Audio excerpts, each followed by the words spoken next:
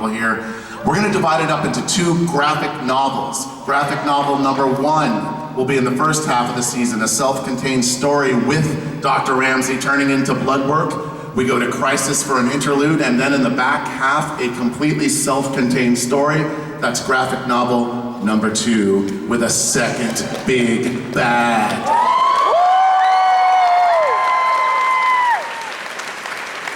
And we're not allowed to ask about the second big bad, right? No. You guys have to wait and see. Tune in. Tune in.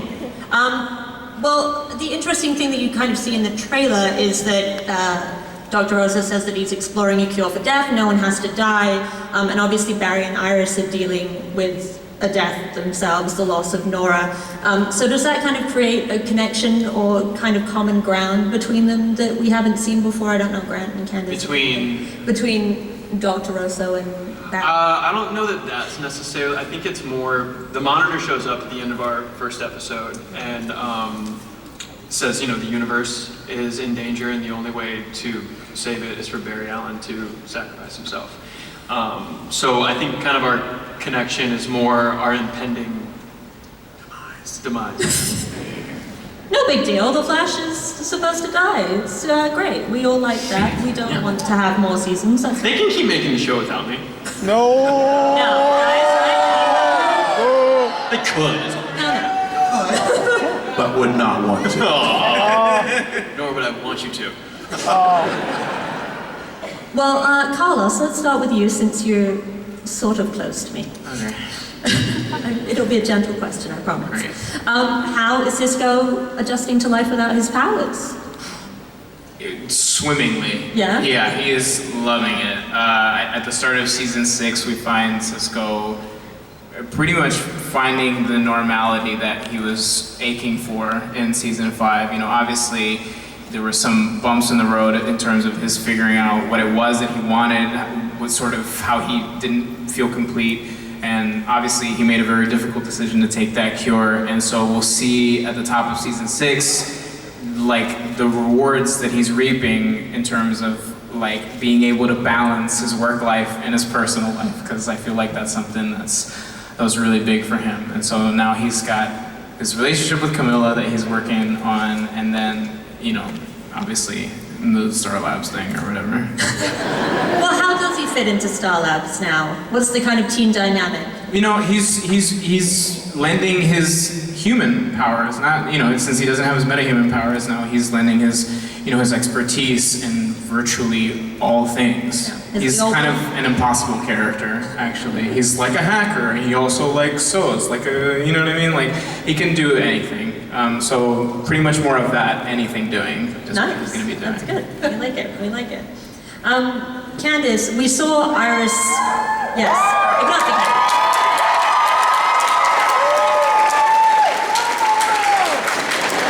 We saw Iris refocusing her efforts and her kind of focus towards journalism last season. So how are we going to see that evolve this season? A lot more this season, which I'm really excited about. I feel like it's been a long time coming. Definitely. Yeah, 6 years is a long time, but Eric is really excited about it. I feel like he loves this character as much as I do. I think he wants to see it as much as I do. We're finally going to see the Iris West Allen that we know from the comics.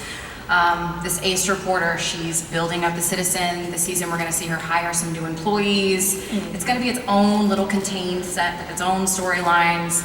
I'm really excited about it. I didn't want the show to ever end without us seeing the iconic Iris West that we know and love from the comic book. So I'm really eager to get into that. I love you. Well, tell us more about the Citizen and some of these employees and people who will be kind of surrounding her this season. What can I say? Eric, you go. Let's just say her new employees will appear very soon. Very soon. Also, we know that Camilla kind of works for Iris. So we'll see a lot more of Camilla in the office. Dibney's down the hall. We're neighbors. There's gonna be a lot of Team Flash popping by the office. It's really cool. We started to shoot scenes in there and it just feels right. Yeah. It feels real right. I'm really excited about it. I love that. Yeah. That's amazing. That's so great. What can you both, Grant and Candace, say about Iris and Barry's relationship this season? Because obviously having gone through this trauma, they must both be reeling. How do they deal with that as a couple and individually? It does. I think we're both kind of on dealing with it in different ways when we come back. We're kind of on our own islands, I think, dealing with it in our own way, and Barry is kind of doing what he always does and pushes it to the side, kind of tries to, no pun intended, bury it, and it's just focusing on the good that he can do for such a... You leaving? So yeah, Barry is trying to distract himself with what he can do to help, for how he can help the team, how he can help the city, and then I think Iris is kind of the one that, you know... Tell us, Candace. You tell us. Yeah, go ahead. I mean, we need to be on the same page to... Yeah, very early on in the season, it picks up almost 10 seconds after, you know, the finale of last season. So it's still very fresh and raw, the grief that Barry and Iris are going through, and they're trying to move past it, but I think we see very early on in episode 1 that, you know, maybe they're not dealing with it in the best of ways, and that they come together and realize that they really have to look at this and grieve as a team, as a couple, as a married couple. It's the only way they're going to get through it and move forward and, you know, get back to being Team Flash. Yeah, I take it. That's great. So Grant, obviously you kind of gave a hint of it with the Monitor coming and visiting Barry, but you know, dealing with a new villain, dealing with this impending crisis, how much is it weighing on him, especially when he discovers obviously the newspaper date changed as we saw in the finale? Yeah, it's weighing pretty heavily on him. Again, I think Iris is the person that he kind of finds his strength in. You know, she's pretty steadfast and like saying, you know, we can do this, like we get through everything else, we can get through this. So I think that's kind of where he finds his strength, and believing that like whatever the next step is, we'll be able to handle it. But yeah, it's tough hearing no matter what happens, you're supposed to vanish. I think that's hard for both of them to swallow. Yeah. These guys, they can't catch a break. It's really upsetting. No. I know that makes it a TV show, but it's still very Okay. Yeah. Tom. Yeah.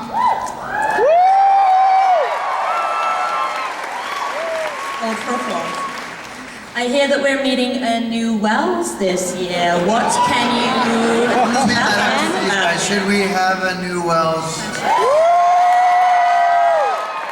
Alright, well we're gonna have to come up with something in a hurry. Yeah, okay. I'm on it. Nothing we can do. It's easy, we can do that. Yes, go on. Yes. Back at the question. That is the question. What can you tell us about him? What do we need to know about this new version? I think this newest edition of Wells will be bit of a, what was the word? Sensual. What was the word? Sensual. I'm making them say it. What is it, guys? Sensual. Thank you. But you have to say it like... He'll be a bit of an adventurer, swashbuckler, live a life of intrigue, deceit, and what is it? sensuality. Sensuality. I can get them to say sensual or sensuality more than 10 times. I will lie. No, we should have Have a shots. conniption. Sensuality. What is it? Sensual. What is it? He's sensual. Sorry? Sensual! Thank you. Thank you. Cool. Who knew that was going to happen when the day broke, right? I'm both horrified and excited. Yes, it's horrifying and exciting. No It's kind of accent like all is- the Wells characters, Yes. if you think about it. No accent this time Horrifying, around. exciting. What, pardon? No accent this time around. I promise nothing. You guys have to watch the show and see what happens. That means he's doing kind an of like accent. a winging it as we go. He's gonna do an accent. I'm not going to do an accent. Maybe it'll be like that. Maybe it'll be like this. I like that. You'll just have to tune in. Please do it just like that. Thank you very much, Laura. I appreciate that. have my And show full canceled. If nothing else. Danielle, what can we expect? Yes. What can we expect for both Caitlin and Killer Frost this year? Killer Frost. I'm really excited. I feel like last season was such a great season of really exploring Caitlin and Killer Frost's relationship, and I think this year we've really set it up to see a lot more of Killer Frost. So we're gonna get to see Killer Frost in Star Labs and how helpful or not she is. We're gonna see, you know, her get out a little bit and try and live a life and see how that goes. I like that. Thanks, me too. Yeah, that sounds fun. All right. Yeah. Hartley,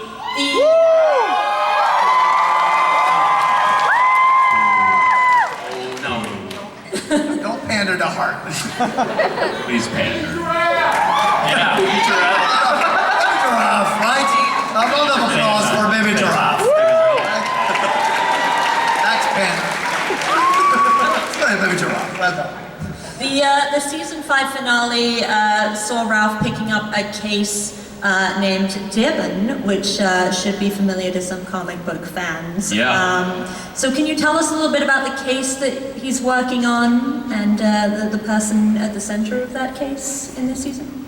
Well, we're gonna pick up and Ralph is gonna be having investigated that file a little bit, and we're gonna follow his journey on what will eventually lead us to Sue, and see. I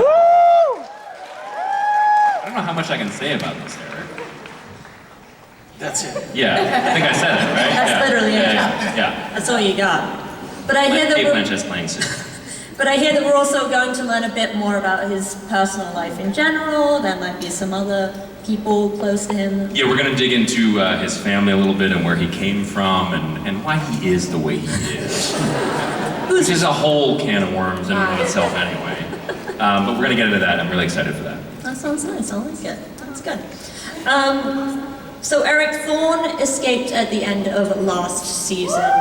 Are we gonna see him again anytime soon? What's the deal? What's the status on it? Well, Thawne is in the wind. We love him. Not sure if we'll see him immediately, but at some He point. casts a very right here. long shadow.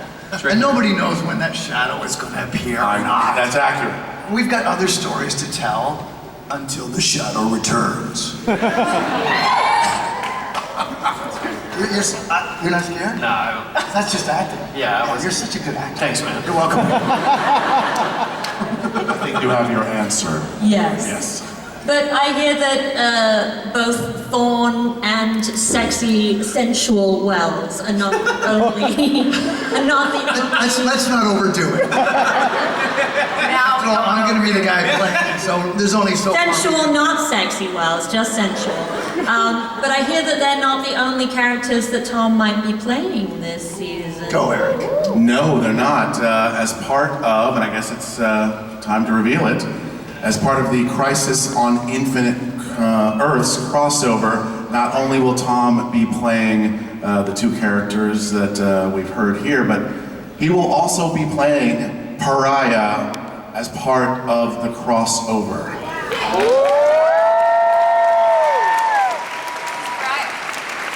Who's Pariah? Who's Pariah? You know, he works for the Anti-Monitor, you know. He's like got the green cape, Oh, got the powers, you know, the funky hair. yeah. He's like totally You cool. know, the guy with the cape and the powers. Did you not? He's dangerous. He got the powers and does stuff, you know. Cape. Yeah. Go watch, mind your P's and Q's. All right. That's right. Who is Well- Pariah and how does he tie into the Crisis? As a bit of background for people who may not know. Just so that folks who don't know, in the original miniseries, it's Pariah who is very much integral to unleashing the Anti-Monitor onto our multiverse, which then more bad things happen. So for Tom to play such a pivotal character, it not only is exciting, but I think his interpretation that he's going to be bringing to it is going to just tear your guts out, you know, and make you cry. Don't set too high a bar. I have faith in you. And I have faith in you. Aww. But it's gonna be great. Why Tom, honestly? Like he's playing, I mean, no. You guys hear that? Why Tom? I believe she's fan, is that why Tom? I think she's your That's biggest trending fan. on Twitter already. Why Tom? That's I've been saying that for years. Why, Tom? I had the same question. Well, there is actually a reason. very definition of piling on. This is going south town. What's the reason? Yeah, what? Thank you, because it's sensual. The reason is not because he is sensual. My mom. We can't have too much sensuality. Yeah, we got the logs. No, the secrets of why Tom becomes Pariah are actually part of graphic novel #1, and all lead up to a very, very big twist at the end of the blood work case that launches Crisis.